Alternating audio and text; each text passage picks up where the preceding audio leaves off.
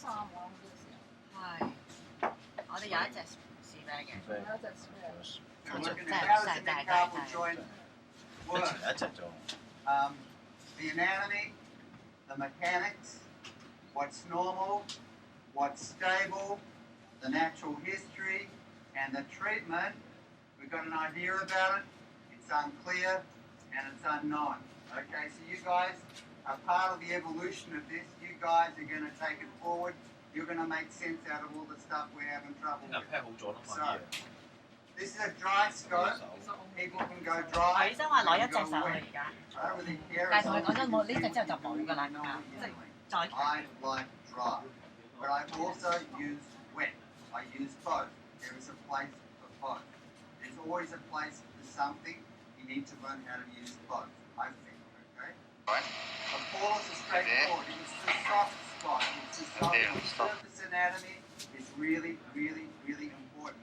I'm not going to dwell on it, but you feel the soft spots, your tutors will show you where it is, and you put a needle in and you find out where it is. Then you use the forceps, and you use the forceps on the end of your finger, and that forceps, the tip of that forceps when you go in, is in your brain. You don't have to think about it. And that's what you're going to learn here, because it has to be natural. You have to learn to feel the end of the forceps. Then, this is the first, the trioscapoid joint, okay? Now, what I want you to notice is there's a big cut there in that wrist. That's not my standard portal.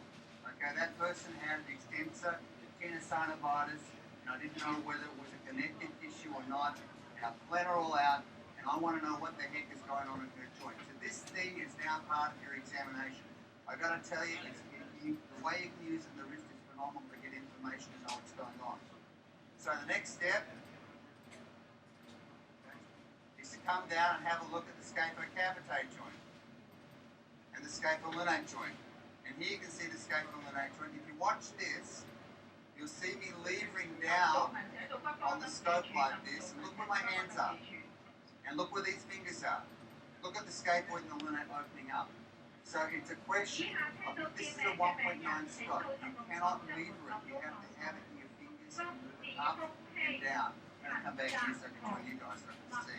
And everybody's right there. Okay, so the next thing, okay, is let's have a look at the capitate hamate joint. So we're going across here, and you can see the capitate and the hamate joint. You see me rotating the scope. Can you see this? Capitate, hamate. Triquetrum. Look, see how I rotated the scope? So, and it's gentle, it's easy, there's no struggle. No struggle. You're struggling and you're not seeing, stop. Okay? One thing goes wrong with this and it gets messy. The water doesn't flow, it's a pain in the butt. The light source doesn't go, it's a pain in the butt. If you cannot see, stop. Breathe, pull out, go back to where you were before. It becomes easy, it has to be easy. Next one is the triquetrum lunate joint. And here you can see the triquetrum and the lunate. So, I've got a big talk on the dynamics of the midcarpal joint, how it works, fascination in it, how it talks.